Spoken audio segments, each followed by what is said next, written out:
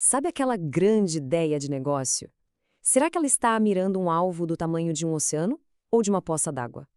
Pois é exatamente isso que a gente vai descobrir. Hoje, vamos desmistificar o dimensionamento de mercado, e não como uma teoria chata de livro, mas sim como uma bússola que pode guiar uma startup para o sucesso desde o primeiro dia. Olha, antes de gastar um único real, é preciso saber se o jogo vale a pena. Calcular o mercado total endereçável, o famoso TAM, não é sobre impressionar investidores com um número gigante. É um verdadeiro teste de sanidade, uma forma de garantir que ninguém está prestes a escalar uma montanha que, no fim, é pequena demais para valer o esforço. A nossa jornada hoje vai ser bem direta. Primeiro, vamos entender por que isso é tão crucial. Depois, a gente define os famosos TAM, SAM e SOM. E o mais importante, vamos mostrar o passo a passo de como calcular. Daí, vamos olhar um pouco mais para frente, para além do primeiro mercado, e no final, entender onde essa peça se encaixa no grande quebra-cabeça de criar um negócio. Então, por que essa obsessão toda com o tamanho do mercado? Pensa nisso como escolher uma praia para surfar. Uma ondinha pequena demais não tem graça, certo? Agora, uma onda gigante pode te afogar.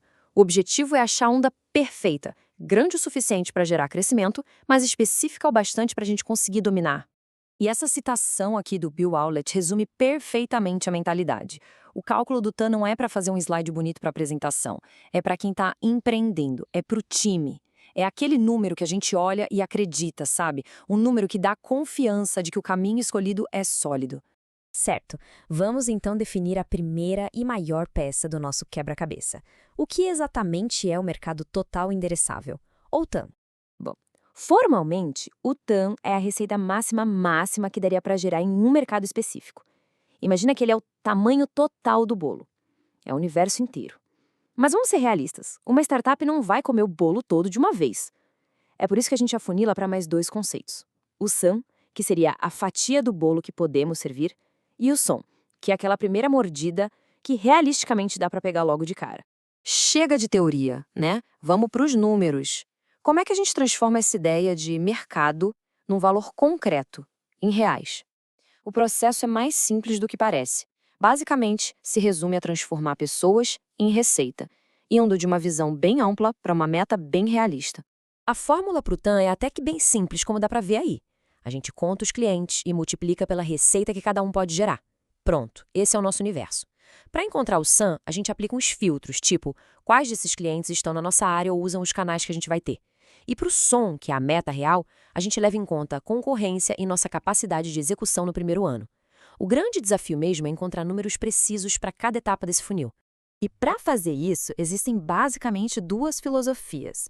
A top-down, ou de cima para baixo, é quando alguém pega um relatório de mercado gigante e diz: "Ah, acho que consigo 1% disso". É meio que um chute.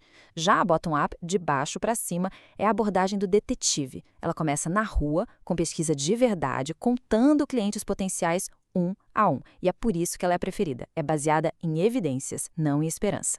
Olha só este exemplo prático da On The Band Korea. Em vez de pegar um número genérico sobre o mercado de streaming, eles fizeram um trabalho de detetive.